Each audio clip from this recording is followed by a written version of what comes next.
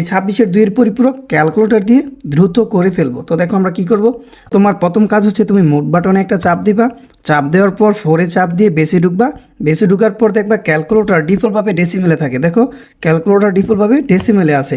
এখন আমরা যদি 26 তুলি, তাহলে কি হয়, এটা কিন্তু পজিটিভ 26 হয়। তো আমরা কি করতে চাচ্ছি, 2-এর পরিপূরক বের করতে চাচ্ছি।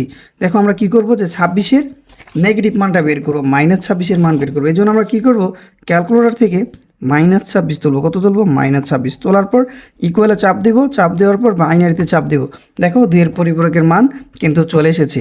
তো আমার ক্যালকুলেটরটা হচ্ছে 16 বিটের, এই জন্য 16 বিট এসেছে। তুমি কি করবা, 8 বিটে নিয়ে নেবা, এদিক থেকে গণনা করে, ডান দিক থেকে গণনা করে 0 1 1 0 0 1 1।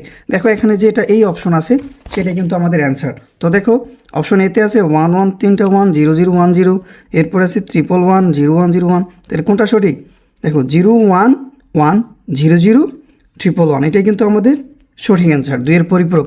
তো দেখো আমরা কিন্তু মাত্র 5 সেকেন্ডে কী করে ফেললাম, 26-এর 2-এর পরিপূরক বের করে ফেললাম।